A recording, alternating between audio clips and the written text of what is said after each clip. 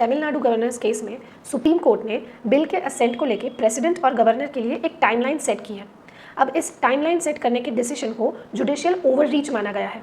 तो चलिए जानते हैं जुडिशियल ओवररीच क्या होता है। कॉन्स्टिट्यूशन ऑफ इंडिया ने गवर्नमेंट को 3 ऑर्गन्स में डिवाइड किया है, लेजिस्लेचर, एग्जीक्यूटिव और जुडिशरी। लेजिस्लेचर का काम है लॉ बनाना, एग्जीक्यूटिव का काम है लॉ को एग्जीक्यूट करना और जुडिशरी का काम है लॉ को इंटरप्रेट करना।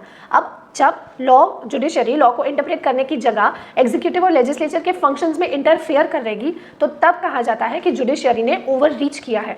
जुडिशियल ओवररीच एक नेगेटिव कंसेप्ट है क्योंकि यहाँ ये कहा गया है कि जुडिशरी को कॉन्स्टिट्यूशन के द्वारा जो पावर दी गई है, जो अथॉरिटी दी गई है, वो उसे एक्सीड कर रहा है। उसके साथ वो सेपरेशन ऑफ पावर का जो डॉक्ट्राइन है उसे वायलेट कर रहा है।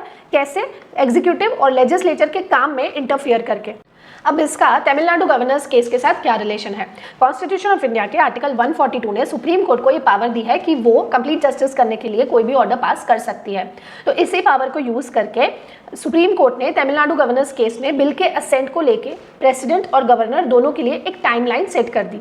अब कॉन्स्टिट्यूशन ऑफ इंडिया के अंडर प्रेसिडेंट और गवर्नर दोनों ही एग्जीक्यूटिव बॉडी है, इसीलिए यहाँ ये कहा गया है कि एग्जीक्यूटिव बॉडी कैसे फंक्शन करेगी, कितने टाइम में फंक्शन करेगी, ये सुप्रीम कोर्ट नहीं तय कर सकती। सुप्रीम कोर्ट इसमें इंटरफेयर नहीं कर सकती, इसलिए इसे जुडिशियल ओवररीच कहा गया है। ऐसे ही करंट न्यूज़ के साथ जुड़े लीगल अपडेट्स को जानने के लिए जरूर सब्सक्राइब कीजिएगा।